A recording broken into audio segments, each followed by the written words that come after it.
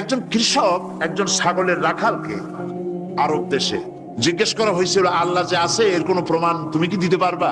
তুমি কি প্রথমে বলো আল্লাহ আছে, তুমি কি বিশ্বাস করো? অবশ্যই করি। আল্লাহ আছে, এর কোনো প্রমাণ আছে তোমার কাছে? কোনো প্রমাণ নাই, তবে আমি বুঝি আল্লাহ আছে। বলে কেমনে? কয় যে আমি তো ছাগলের রাখাল, আমি তো লেখাপড়া করিনি, আমি দার্শনিকও না বিজ্ঞানীও না কিছু না, ছাগল পালি। আমি চিন্তা করি ছাগলে খায় ঘাস আর পায়খানা করে কতগুলো ক্যাপসুলের মতো ট্যাবলেট, আল্লাহ যদি না থাকবে এগুলো হয় কেমনে? ওর মাথা যেমন ও বুঝছেও তেমন। কথা বুঝতে পেরেছেন? ছাগলের রাখাল ছাগলের পায়খানা দেখা ওর মনেও চিন্তা আসে, নিশ্চয়ই কেউ পরিকল্পনা করে এরকম করে। কিন্তু ইউনিভার্সিটিতে কিছু সংখ্যক শিক্ষক আছেন জনগণের 12 কোটি মুসলমানের পয়সা দিয়া বেতন খায় আর বলে আল্লাহ নাই। একজন তো এই কথা কয়ে মরেই গেছে। মরার সময় বেচারা বুঝতে পারছে যে কবরে গেলে দশাটা কি হবে, সেই জন্য কবরে যাব না। বলে দিল আমার দাফন করবে না, কাফন দিবা না, জানাজা দিবা না, এমনি নিয়া ফেলাইতো। তারপরে কি বলে মেডিকেল কলেজে দিয়ে দিও, ছেলেরা আমাকে অপারেশন করিয়া কাটাছেড়া করিয়া অপারেশন শিখবে। তার ওসিয়ত অনুযায়ী কাজ হয়েছে। এত বড় বুদ্ধিজীবী, তো তার ওসিয়ত তো শোনাই লাগে। ওর কাফনও হয় নাই, দাফনও হয় নাই, গোসলও হয় নাই, কপালে নাই, কি হবে? তারপরে থুইসে বার্ডেমের মধ্যে কিছুদিন পর তাকে পাঠানো হয়েছে মেডিকেল কলেজে। মেডিকেল কলেজের ছাত্ররা যখন শুনলো যে ওই লোকটার লাশ আসতেছে, ওরা দাঁড়ায় বলছে আল্লাহর রাস্তে মাপ চাই, এই হুজুর এখানে আনবেন না। উনি বেঁচে থাকতে আল্লাহর অস্বীকার করছে, এখন ওনারে কাইটা যদি আমরা অপারেশন শিখি তাহলে যে রুগীরে ধরবো যাও বাঁচবে ওইটা মরবে, কাজী এদারে ফিরাও। এরপরে নিয়া কোনো জায়গায় নিল না, আবার নিয়া বার্ডেমের ডিপ ফ্রিজের মধ্যে রেখে দিছে। আমার এখন চিন্তা হয়েছে যে এই লাশটারে যদি এখন রাস্তায় ফেলায় দেয় কুত্তাও খাবে না, কারণ আমার দেশের কুত্তা, আমার দেশের কুকুরেরা এতটা অভদ্র না যে কুকুরে এত পুরানা বাসি লাশ খাওয়ার মতো আমাদের কুকুর এত বেয়াদব হয় নাই, এতটা অসভ্য হয়ে পারে না। কাজী আল্লাহর সাথে যারা নাফরমানি করে আল্লাহ এরকম দেখান, তবে এগুলি বুঝবে কারা? বুঝবে কারা? আল্লাহ রাব্বুল আলামিন বলেন ওয়াতিলকাল আমসালু নাদরিবুহা লিন্নাস ওয়া মা ইয়াকিলুহা ইল্লাল আলিমুন। অসংখ্য দৃষ্টান্ত এই পৃথিবীর বুকে ছড়ায় রেখেছি, এসব দৃষ্টান্ত থেকে উপদেশ গ্রহণ করতে পারবে তারা যাদেরকে আমি রব্বুল আলামিন জ্ঞান দান করেছি, যাদের জ্ঞান দিয়েছি। ওরা তো জ্ঞান পায় নাই, ওরা পাইছে বুদ্ধি। ওরা কি পেয়েছে? বুদ্ধি। আল্লাহ কোরআন শরীফে কোথাও বলেন নাই যে তোমরা আমার কাছে দোয়া করো আল্লাহ আমার বুদ্ধি বাড়ায় দাও। আছে না এরকমের কথা? আল্লাহ কি বাড়াইতে বলছেন? আল্লাহ রাব্বুল আলামিন বান্দাদেরকে শিখায়েছেন, বান্দার আমার কাছে দোয়া কর, রব্বি জিদনি ইলমা। পড়েন সবাই, রব্বি জিদনি ইলমা। আয় আমার রব, আয় আমার স্রষ্টা, তুমি আমার ইলমকে, আমার জ্ঞানকে বৃদ্ধি করে দাও। বলেন সুবহানাল্লাহ। সুতরাং আল্লাহ রাব্বুল আলামিন সম্পর্কে সামান্য লেখাপড়া যারা করে ওরা আল্লাহরে বুঝবে কি করে? তবে আল্লাহ কোনো অ্যাকশন নেন না। পিঁপড়া সে যদি হাতির দেখে একটা ঠ্যাং উঁচু করে বলে হে হাতি কত বড় একটা দেহ, এরকম যদি একটা বেসকি দেয়, তাহলে হাতি কি পিঁপড়ারে তাড়িয়ে আসে নাকি? আরে তোমার মতো ছাগল পাগল কইলো যে আল্লাহ নাই, তাতে আল্লাহর কিছু আসে যায়? ছাগল পাগল কুকুর ভেড়া এগুলোর কোনো দাম নাই আল্লাহর কাছে, এগুলোর কোনো মূল্য নাই। আল্লাহ পাক বলেছেন যারা আল্লাহরে অস্বীকার করে, যারা কাফের, তারা জানোয়ারের চাইতে নিকৃষ্ট। তারা হচ্ছে পৃথিবীর সমস্ত সৃষ্টি জগতের মধ্যে নিকৃষ্ট হচ্ছে তারা যারা কাফের, যারা আল্লাহকে অস্বীকার করেছে। দেখুন কোরআন শরীফে আল্লাহ পাক এক জায়গায় বলেছেন, আমি মানুষ এবং জিনেদের মধ্যে এক শ্রেণীর মানুষ আর জিনকে তৈরি করেছি জাহান্নামের জন্য। জাহান্নামের জন্য তারা তৈরি হয়েছে। কারা? লাহুম কুলুবুন লা ইয়াফকাহুনা বিহা, যাদেরকে অন্তঃকরণ দিয়েছি, এই অন্তঃকরণ দিয়ে সব বুঝলো, এই বিবেক দিয়ে সব বুঝলো, কিন্তু আমারে বুঝলো না, আমার সৃষ্টি বুঝলো না। ওয়ালাহুম আয়ুনুন লা ইউবসিরুনা বিহা, তাদের চোখ দিছি কিন্তু চোখ দিয়ে সব দেখলো, আমার সৃষ্টি দেখে আমাকে চিনলো না। তাদের কান দিলাম এ কান দিয়া সব শুনলো, কিন্তু মজলুম দুর্বলের ফরিয়াদ তাদের কানের মধ্যে ঢুকলো না। উলাইকা কাল আনআম, আল্লাহ পাক বলেন এগুলি হলো চতুষ্পদ। কি কোন আপনারা বলেন কি? জানোয়ার। কে বলতেছেন? আপনারা কি রাগ করতেছেন নাকি? আর রাগ করলে হবেটা কি? সৃষ্টি যিনি করেছেন, এই পদবাচ্যে বিশেষিত বিবেচিত করেছেন সেই আল্লাহ। আল্লাহ পাকই বলছেন বিবেক দিলাম, আমাকে চিনলে না, চোখ দিলাম, আমার সৃষ্টি দেখে আমাকে উপলব্ধি করলে না, হেদায়েত পেলে না, কান দিলাম, হক শুনলে না, উলাইকা কাল আনআম, মালিক চেনো নাই, কাজী তুমি হচ্ছ চতুষ্পদ জানোয়ারের মতো।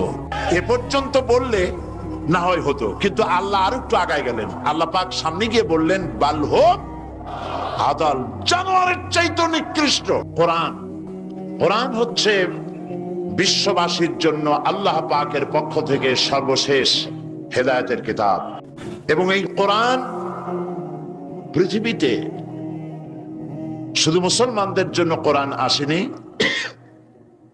কোরআন এসেছে সমগ্র মানব গোষ্ঠীর হেদায়েতের জন্য। কি বলেন? কোরআন কি শুধু মুসলমানদের? কোরআন সম্পর্কে আল্লাহ পাক বলেছেন হুদাল লিন্নাস, হাদা বায়ানুন লিন্নাস। এটা গোটা বিশ্বের সমগ্র মানব গোষ্ঠীর জন্য আল্লাহ পাক কোরআন নাজিল করেছেন। কি জন্যে নাজিল করার কারণ হচ্ছে মানব গোষ্ঠী সহ সমস্ত সৃষ্টির স্রষ্টাকে, বলুন সবাই, সৃষ্টি মধ্যে শ্রেষ্ঠ সৃষ্টিকে মানুষ, সেই মানব গোষ্ঠী যেন আল্লাহ থেকে বিচ্ছিন্ন হয়ে না যায়। তারা কিভাবে পথ চলবে, কেমনে তারা এই দুনিয়ায় চলবে, কিভাবে আল্লাহকে পাবে, সেই জন্য আল্লাহ পাক যুগে যুগে পেগম্বর পাঠিয়েছেন, অসংখ্য নবীদেরকে পাঠিয়েছেন, এবং তাদের মাধ্যমে জাতিকে, বিশ্ববাসীকে আল্লাহর দিকে আকৃষ্ট করার জন্য আল্লাহ পাক কিতাব নাজিল করেছেন। রাসূলের কাছে এই কিতাব নাজিল করে আল্লাহ পাক বলেছেন আলিফ লাম রা কিতাবুন আনজালনাহু ইলাইকা, হে নবী আমি আপনার প্রতি একখানা কিতাব অবতীর্ণ করেছি এই জন্যে, লিতুখরিজান নাসা, যাতে করে আপনি মানব মণ্ডলীকে বের করে আনতে পারেন, মিনাজ জুলুমাতি ইলান নূর, আপনি যাতে করে মানব গোষ্ঠীকে অন্ধকার থেকে আলোর দিকে নিয়ে আসতে পারেন, সেই জন্যে আমি এই কিতাবকে অবতীর্ণ করেছি। গোটা বিশ্ববাসী ছিল অন্ধকারের মধ্যে, আর আল্লাহ ইসলাম দিলেন, ইসলামের নাম, ইসলাম হচ্ছে আলো, আর একখানা কিতাব দিলেন, সেই কিতাবের নাম হচ্ছে কোরআন শরীফ। কিতাবখানার নাম কি? কোরআন শরীফ। আপনারা লক্ষ্য করুন, রাসূল করিম সাল্লাল্লাহু আলাইহি সাল্লাম যখন পৃথিবীতে এসেছিলেন তখন সমাজের অবস্থা কেমন ছিল? খারাপ ছিল না ভালো ছিল? ভালো ছিল না খারাপ ছিল? অত্যন্ত খারাপ ছিল। এই খারাপ জাতিকে, এই ধ্বংস প্রায় জাতিকে রাসূল করিম সাল্লাল্লাহু আলাইহি সাল্লাম ভালো করতে পেরেছিলেন নাকি পারেন নাই? একটি কথা আপনারা মনে রাখুন, মানুষের জীবনে মায়ের পেট থেকে যখন পৃথিবীতে আসে তখন তার শৈশব কাল, তার থেকে আসে কৈশোর, কৈশোর থেকে এসে তারুণ্য, এরপরে আসে যৌবন, তারপরে আসে বার্ধক্য। একবার বার্ধক্য এসে গেলে আর কখনো যৌবনে ফিরে যাওয়া, আর যৌবন কালে এসে গেলে আর কখনো তারুণ্যে অথবা কৈশোরে ফিরে যাওয়া, কৈশোরে এলে পরে শৈশবে আর ফিরে যাওয়া, এটা শুধু মানুষের ব্যাপারে প্রযোজ্য। খুব লক্ষ্য করুন, এটা শুধুমাত্র মানুষের জন্য প্রযোজ্য, সৃষ্টির প্রাণী জগতের জন্য এটা প্রযোজ্য যে যৌবন থেকে বার্ধক্যে গেলে আর যৌবনে ফিরে যাওয়া যায় না। কিন্তু এই কথা একটা জাতির ব্যাপারে প্রযোজ্য নয়। একটা জাতি যখন অনৈতিকতা, চরিত্রহীনতা, ধ্বংসের প্রান্ত সীমায় এসে দাঁড়ায়, তখন ওই মরণ উন্মুখ, বিস্ফোরণ উন্মুখ মরে যাওয়া জাতিকে আবার তার যৌবনে ফিরিয়ে দেওয়া যায়। তার প্রমাণ রাসূল করিম সাল্লাল্লাহু আলাইহি ওয়াসাল্লাম মরা জাতিকে জিন্দা করে দিয়েছিলেন। সেই আরবের মরা জাতি জেনা, ব্যভিচার, হত্যা, ধর্ষণ, মিথ্যা ইত্যাদিতে ভরপুর ছিল যে সমাজ, এই সমাজটাকে রাসূল করিম সাল্লাল্লাহু আলাইহি ওয়াসাল্লাম অনৈতিকতার, চরিত্রহীনতায় ধ্বংসপ্রাপ্ত জাতিকে রাসূল করিম সাল্লাল্লাহু আলাইহি ওয়াসাল্লাম বিশ্বের শ্রেষ্ঠ জাতিতে পরিণত করতে পেরেছিলেন নাকি পারেন নাই? কি দিয়ে পেরেছিলেন বলুন তো এবার? এই কোরআন দিয়েই একটি জাতির বিরাট পরিবর্তন আনয়ন করেছিলেন মুহাম্মদ রাসূলুল্লাহ সাল্লাল্লাহু আলাইহি ওয়াসাল্লাম। দেখুন, স্কুল, কলেজ, ইউনিভার্সিটি, মাদ্রাসাগুলিতে পরীক্ষা হয়, লেখাপড়া হয় এবং প্রত্যেকটি ক্লাসে অনেকগুলি সাবজেক্ট থাকে, সিলেবাসের অনেক বই থাকে। এই অনেকগুলি বই, সাবজেক্ট ইত্যাদির উপরে পরীক্ষা দিয়ে আমরা কি পাই? প্রোডাকশন কি হয়? চরিত্রহীন, দুশ্চরিত্র, বেনামাজি, হত্যা, ধর্ষণ, চুরি, ডাকাতি ইত্যাদি বৃদ্ধিপ্রাপ্ত হচ্ছে সারা বিশ্বব্যাপী, ঠিক কিনা? এবার দৃশ্যের অপর পৃষ্ঠ দেখুন, রাসূল করিম সাল্লাল্লাহু আলাইহি ওয়াসাল্লামের কাছে একটা বিশ্ববিদ্যালয় ছিল। আজকে যেমন পৃথিবীতে অনেক বিশ্ববিদ্যালয় আছে, রাসূলের কাছেও একটা ইউনিভার্সিটি ছিল। সেই ইউনিভার্সিটির নাম হলো আল হেরা ইউনিভার্সিটি। এই আল হেরা ইউনিভার্সিটির চ্যান্সেলর ছিলেন আল্লাহ রাব্বুল আলামিন, আর এর ভাইস চ্যান্সেলর হলেন মুহাম্মদুর রাসূলুল্লাহ সাল্লাল্লাহু আলাইহি ওয়াসাল্লাম। এই বিশ্ববিদ্যালয়ে যে সব ছাত্ররা তৈরি হয়েছিলেন, সেই সব ছাত্রদেরকে আপনারা কি চেনেন? সেসব ছাত্রদের নাম শুনুন। এই বিশ্ববিদ্যালয় থেকে যে সব ছাত্ররা বেরোলেন, তারা হলেন আবু বকর, ওমর, ওসমান, আলী, আমর ইবনুল আস, আব্দুর রহমান বিন আউফ, আবু উবাইদা ইবনুল জাররাহ, জুবাইর ইবনুল আওয়াম, জারির ইবনে বাজালি, আবু মুসা আশআরী, আবু হুরায়রা, আবু জাফর গিফারি, আবু যার গিফারি রিদওয়ানুল্লাহ তাআলা আলাইহিম আজমাইন। এই সব ছাত্র ওই বিশ্ববিদ্যালয় থেকে তৈরি হয়েছিল। আজ যদি পৃথিবীর সমস্ত বিশ্ববিদ্যালয় একত্রিত হয়ে প্রচেষ্টা চালায়, হযরত ওমরের মতো একজন মানুষ বানাতে পারবে কি? তাহলে রাসূল করিম সাল্লাল্লাহু আলাইহি ওয়াসাল্লাম তার ওই বিশ্ববিদ্যালয়ের সিলেবাসে বই ছিল মাত্র 2খানা। রাসূলের বিশ্ববিদ্যালয় সিলেবাসের কিতাব ছিল কয়খান? একখানা হলো কোরআন শরীফ, আর একখানার নাম আপনারা বলুন। মাশাআল্লাহ, একখানা হলো কোরআন, আর একখানার নাম হাদিস। কোরআন আর হাদিস দিয়ে রাসূল করিম সাল্লাল্লাহু আলাইহি ওয়াসাল্লাম সিলেবাসের মাত্র 2খানা বই দিয়ে গোটা বিশ্বের মানব মণ্ডলীর বিরাট তাদের মস্তিষ্ক এবং চিন্তার জগতে আলোড়ন সৃষ্টি করেছিলেন। রাসূল যে সমাজ তৈরি করেছিলেন, ওই সমাজ পৃথিবীর মানুষের কাছে আর ফিরে আসে নাই। তবে হ্যাঁ, আসতে পারে, যেহেতু সিলেবাসের সে 2খানা কিতাব আজও আছে। না নাই? রাসূলুল্লাহ বলেছেন, খায়রুল কুরুনে কারনি, সর্বশ্রেষ্ঠ যুগ হচ্ছে আমার যুগ। সর্বশ্রেষ্ঠ যুগ কার? রাসূলের যুগ।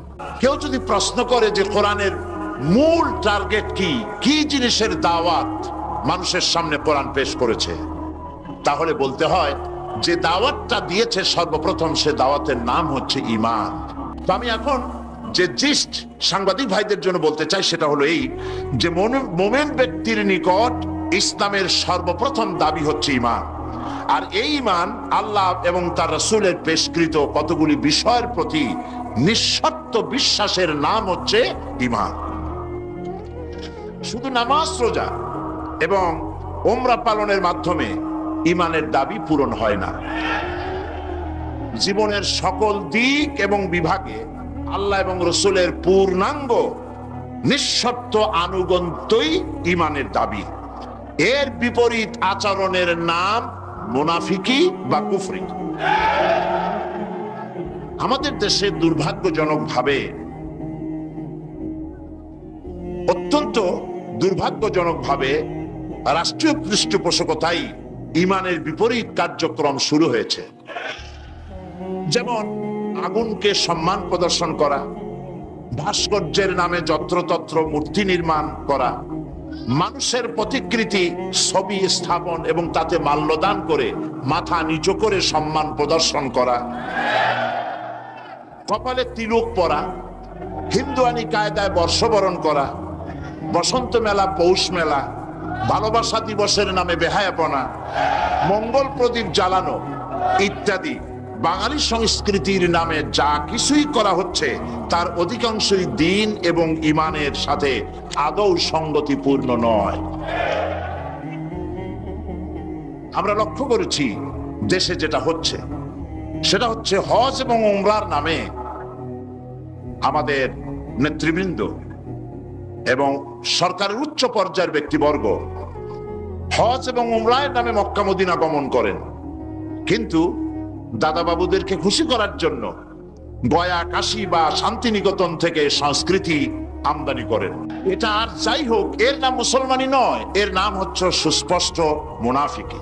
এখন অবস্থা দৃষ্টে যা আমরা দেখতে পাচ্ছি তা হলো এই, ধর্মনিরপেক্ষতার নামে ইসলামের ইতিহাস, ঐতিহ্য, সংস্কৃতি চিরতরে মুছে ফেলার জন্য মারাত্মক ষড়যন্ত্র চলছে। আরেকটি বিষয় হলো দেশে জনগণের নিকট তাওহীদের ধারণা স্পষ্ট না থাকার কারণে শিরক আর বেদাত মারাত্মক আকার ধারণ করেছে।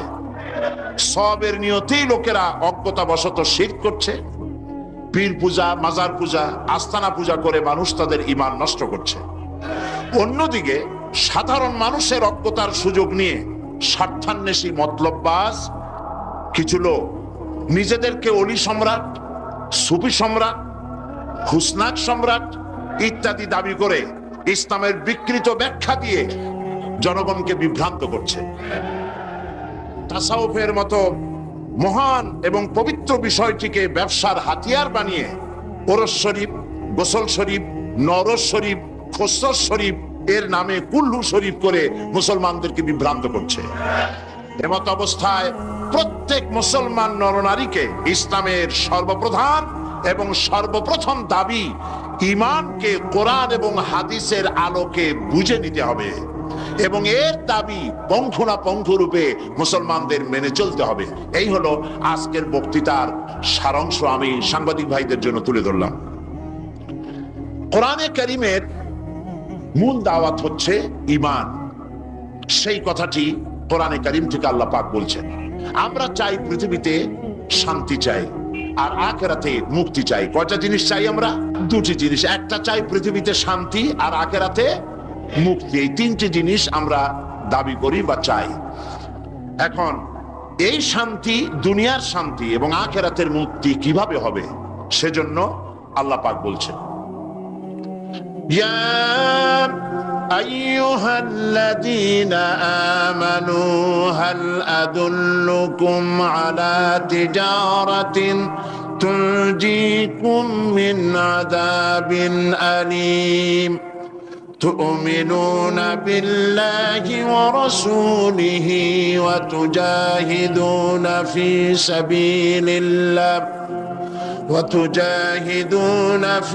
سبيل الله بأموالكم وأنفسكم ذلكم خير لكم إن كنتم تعلمون صدق الله العظيم।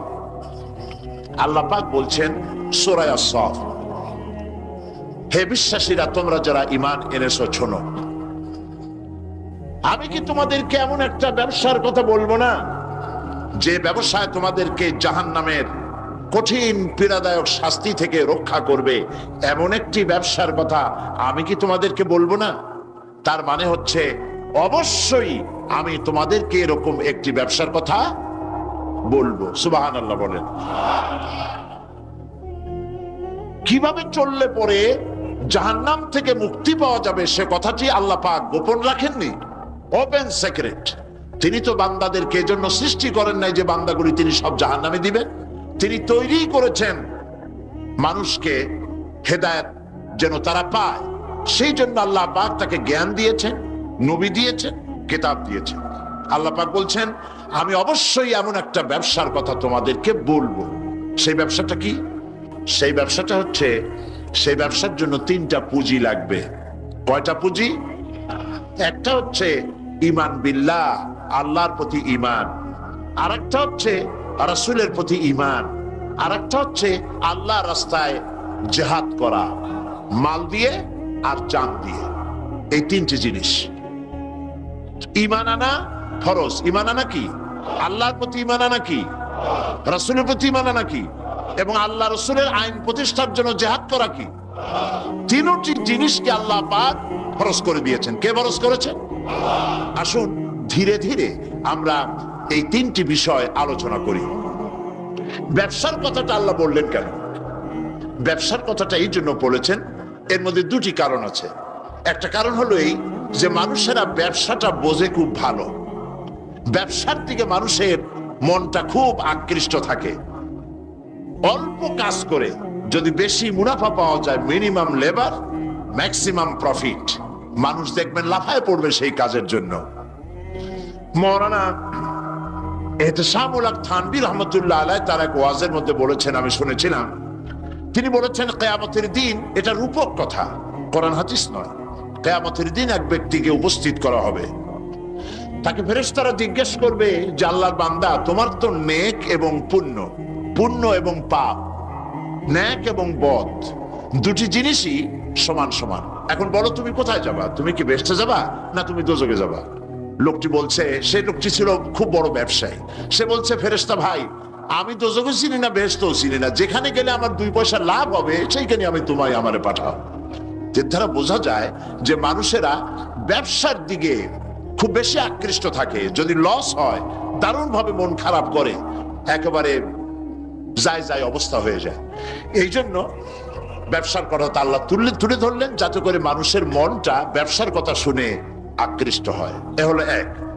2 নম্বরে, ব্যবসা করতে শুধুমাত্র পুঁজি লাগে না, আরো অনেক কিছু লাগে। শুধু পুঁজি হলে কি ব্যবসা হয়?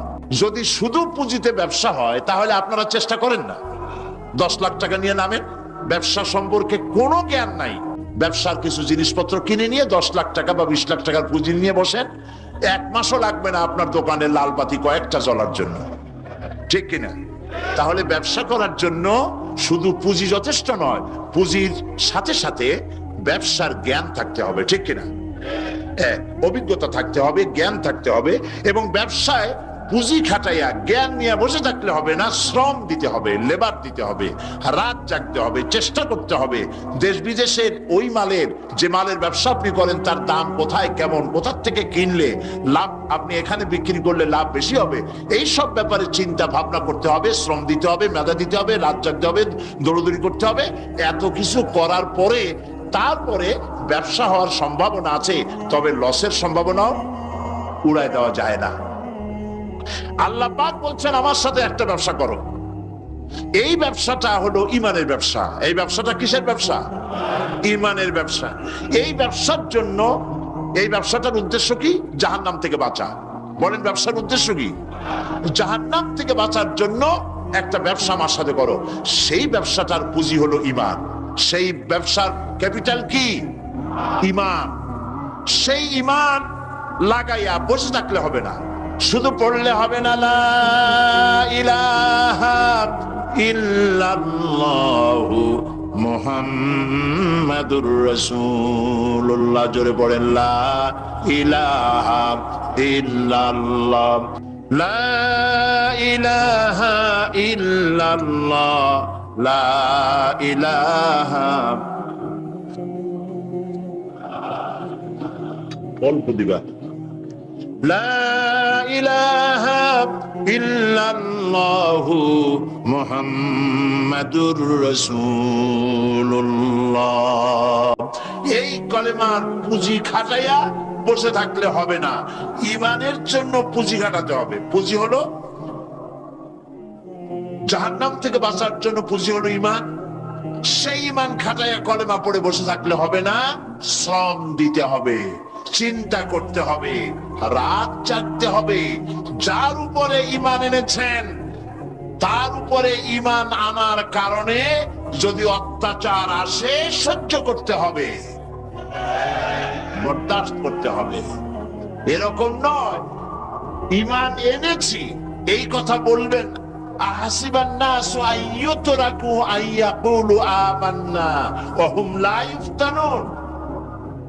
আল্লাহ রাব্বুল আলামিন বলেছেন,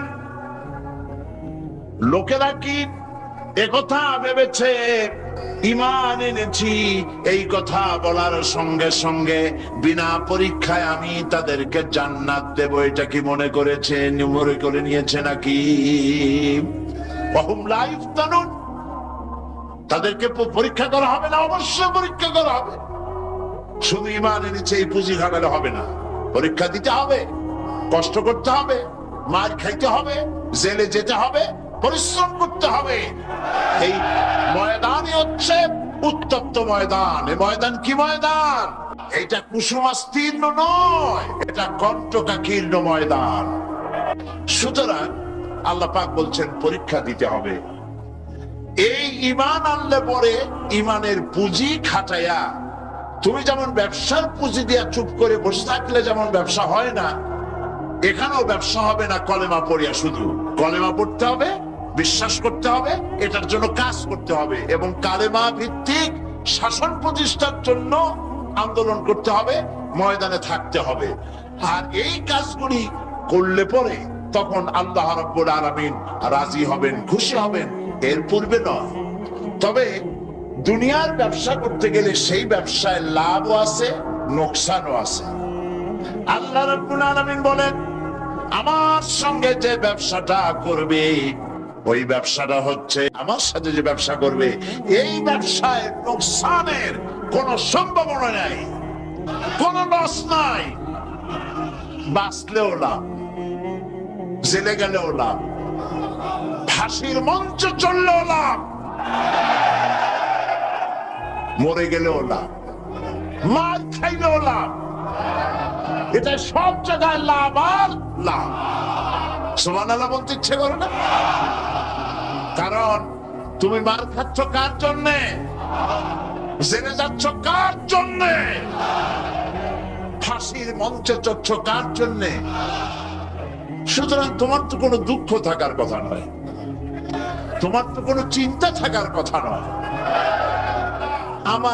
আমাকে তো আমার আল্লাহ শিখেই দিছেন কি, কুল ইন্না সালাতি ওয়া নুসুকি ওয়া মাহইয়ায়া ওয়া মামাতি লিল্লাহি রাব্বিল আলামিন।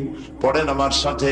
আল্লাহ পাক বলেন, বলো নিশ্চয়ই আমার নামাজ, আমার কুরবানি, আমার হায়াত, আমার মওত সবকিছু আল্লাহ রাব্বুল আলামিনের জন্য। কার জন্য? তাহলে মুমিনের কি কোনো দুঃখ থাকার কথা, কোনো কষ্ট থাকার কথা? নিশ্চয়ই নয়। মুমিন সর্বাবস্থায় আল্লাহর উপরে রাজি থাকবে, খাইরিহি ওয়া শাররিহি মিনাল্লাহি তাআলা।